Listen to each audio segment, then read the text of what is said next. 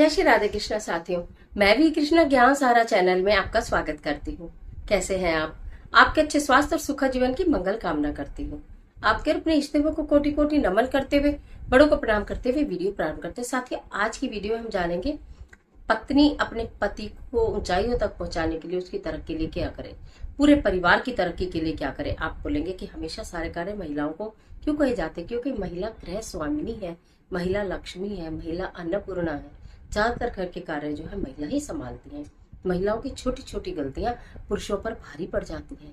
इसीलिए महिलाओं के लिए ये बातें कही जाती हैं कि वो ऐसा करें तो पति की तरक्की होगी, वो ऐसा करे तो पति की तरक्की होगी। इसलिए वीडियो, इस तरह की वीडियो आप लोगों के लिए बनाई जाती है, जिससे आपको हेल्प मिले और आप अपने छोटे छोटे दैनिक कार्यों में बदलाव करके अपने परिवार को खुशहाल बना सके, उन्हें ऊंचाइयों तक पहुंचा सके। आज की वीडियो यही जानकारी लेकर मैं आपके बीच में, चलिए झटपट वीडियो प्रारंभ कर लेते हैं। लेकिन उससे पहले यदि अभी तक चैनल को सब्सक्राइब नहीं किया तो चैनल को सब्सक्राइब करिएगा और बेल आइकन का बटन भी प्रेस करिएगा, जिससे आने वाली वीडियोस का नोटिफिकेशन आपको मिले सबसे पहले। मैं आज बात कर रही हूँ अपने पति को ऊंचाइयों तक पहुंचाइए, अपने बेटे को ऊंचाइयों तक पहुंचाइए। परिवार का प्रत्येक वो सदस्य जो डिजर्व करता है, जो मेहनत करता है और उसे मेहनत का परिणाम नहीं मिल रहा, तो अपने आप को जांचिए कि हम क्या कर रहे हैं। और आप बिल्कुल ठीक कर रहे हैं तो जो बता रही हूँ उनमें से कुछ कार्य आप नहीं करते हो तो उन्हें करना प्रारंभ कीजिए।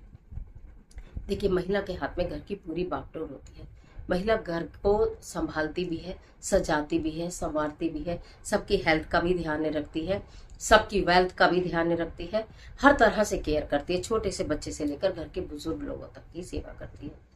बदले में उसे क्या मिलता है क्या नहीं, ये तो वो उसने सब ईश्वर पे छोड़ा हुआ होता है कि जो ईश्वर मुझे देंगे मुझे स्वीकार हो जाएगा, लेकिन जो मुझे ईश्वर ने ड्यूटी दी है उसे मैं पूरा करूँ। इस तरह के भाव लेकर महिला जो है वो परिवार को आगे बढ़ाती है, परिवार को आगे लेकर चलती है। तो अब बात ये कर रहे हैं कि किस तरह से हम परिवार को, जो महिलाएं हैं, कौन से ऐसे छोटे छोटे कार्य हैं जिनको अगर महिलाएं कर ले तो उनका परिवार दिन दुगनी रात चौगुनी तरक्की करेगा। सबसे पहले बात करती हूँ शनिवार की। शनि होना चाहिए महिलाओं को। तो उसके साथ साथ शनिवार के दिन अपने घर की जो कूड़ा करकट है या कि झाड़ू है, पुरानी लोहा लंगड़ कबाड़ जो है, शनिवार के दिन घर से बाहर निकाल देना चाहिए। और हाँ, झाड़ू शनिवार को खरीदनी चाहिए। झाड़ू खरीदने का शुभ दिन है अमावस्या और शनिवार।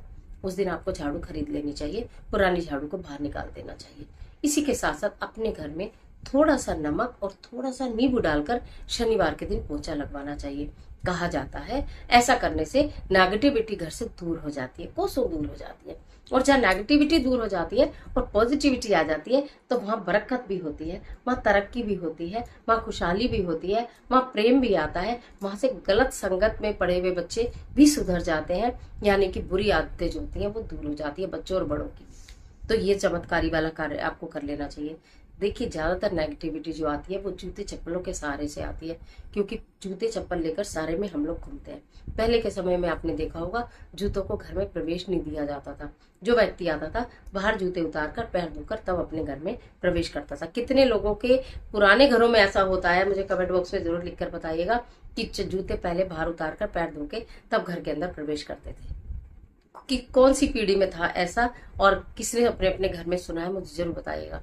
पहले ऐसा होता था तो घरों में बहुत ज्यादा लड़ाई झगड़े कलेश नहीं हुआ करते थे, बहुत ज्यादा नुकसान, हारी बीमारी, कर्ज मुकदमे नहीं हुआ करते थे पहले, क्योंकि जो लोग थे घर के, जो जेंट्स थे वो भी समझदार थे और महिलाएं भी जो कानून बनाती थी, जो नियम बनाती थी, उसका सब पालन करते थे कि मेरी रसोई में कोई चप्पल पहन के नहीं आएगा, मेरी रसोई में कोई बिना नहाए नहीं आएगा, मेरी रसोई में कोई झूठा नहीं करेगा।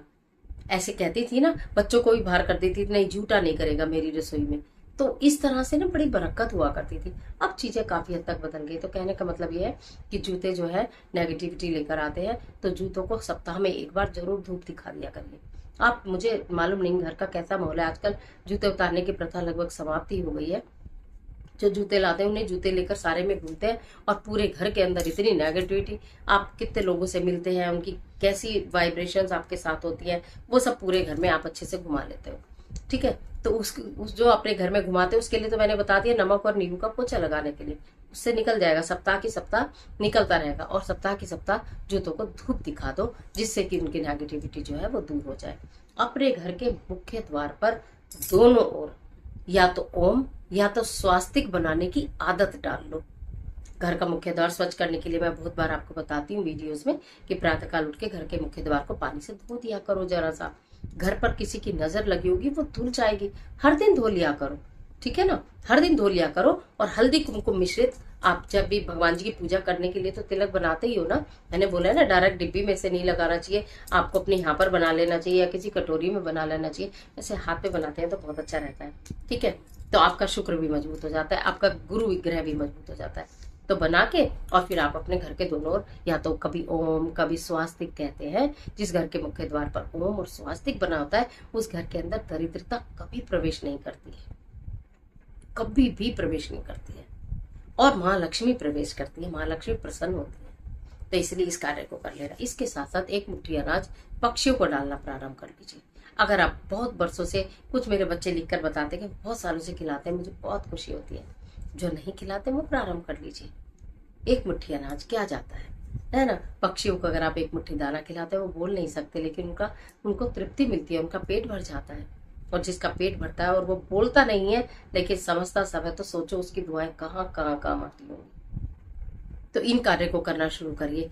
जो मतलब मैंने एक रूटीन के कार्य आपको बताए, इन्हें कर लीजिए। जब भी आप घर में झाड़ू लगाएं तो जो भी आपकी परेशानी है वो बोलते हुए झाड़ू लगाएं, तो झाड़ू के साथ वो परेशानियां बाहर निकल जाती हैं। अगर आपका घर खुशहाल है, खूब घर में तरक्की भी है, मौज ही है, तो भी झाड़ू लगाते वक्त फिर राम राम बोलिए। और अगर घर में परेशानी है तो अपनी परेशानियों को बोलिए, झाड़ू मारते चलिए, सारी परेशानियां घर से बाहर हो जाएंगी। अब घर में झाड़ू लगाने का भी फैशन नहीं है, अब तो सारे काम मेड करती हैं, हेल्पर्स लगे हुए हैं। तो हम कैसे परेशानियां घर से बाहर निकालेंगे? नहीं निकाल पाएंगे, क्योंकि परेशानियां तो इतने सारे हेल्पर्स हैं ना, वही परेशानियों का कारण है। फिर भी बहुत परेशानी है, नहीं कर सकते, तो सुबह की झाड़ू तो हम निकालते हैं ना, जिसे हम बासी की झाड़ू कहते हैं। सुबह की झाड़ू आप निकालते हैं, आपके हेल्पर जब भी आती होंगी, लेकिन एक सुबह की झाड़ू निकालने का नियम बना लीजिए। जब सुबह की झाड़ू निकाले तो झाड़ू के साथ साथ बोलते जाए, या तो राम राम बोले, या फिर जो आपकी परेशानी की, मेरी परेशानी अब घर से बाहर जा रही है, मेरी परेशानी अब घर से बाहर जा रही है।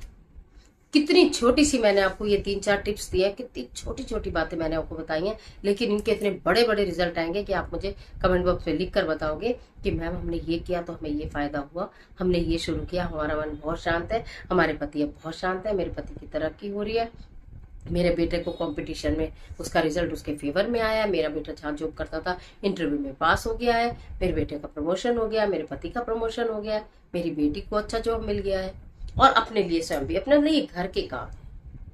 तो मैंने जो चीजें बताई हैं वो कर लें। और जो बच्चे दूर रहते हैं, जो बच्चे दूर रहते हैं उनके लिए एक जबरदस्त वाला उपाय बता दे रही हूँ। अपने बच्चों को बता देना, अगर उनके आसपास कहीं पीपल वृक्ष हो तो शनिवार की शनिवार एक मुट्ठी काले उड़द पीपल वृक्ष पर बस ऐसे करके रख कर आना प्रारंभ कर दे। जो वो चाहते हैं वही हो जाएगा। ये एक शनिवार का जबरदस्त वाला उपाय है, एक मुट्ठी काले उड़द का। ये वो बच्चे कर ले जो दूर रहते हैं। और आप जो मैंने दैनिक चीजें बताई हैं ये करें, और उसके साथ आप भी एक मुट्ठी काले उड़द अपने नाम से, अपने बच्चों के नाम से, अपने पति के नाम से, जिनको आप चाहते हैं कि वो बिल्कुल आसमान की ऊंचाइयों को छुए, दिन दुगनी रात चौगुनी तरक्की करे, उनके नाम से एक मुट्ठी काले उड़द अर्पित कर दीजिए पीपल वृक्ष के नीचे। कर देखिए। आज के लिए इजाजत दीजिए। आशा करती हूँ वीडियो आपके लिए बहुत उपयोगी साबित होगी। मिलती हूँ एक और जबरदस्त वीडियो के साथ, तब तक हंसते रहिए, मुस्कुराते रहिए, अपना और अपने अपनों का ख्याल कीजिए। वीडियो अच्छी लगे तो लाइक कीजिए, जितना चाहे अपने फ्रेंड के साथ शेयर कीजिए, और कमेंट बॉक्स में अपने इष्ट देव का स्मरण करना बिल्कुल मत भूलिए। ईश्वर आपकी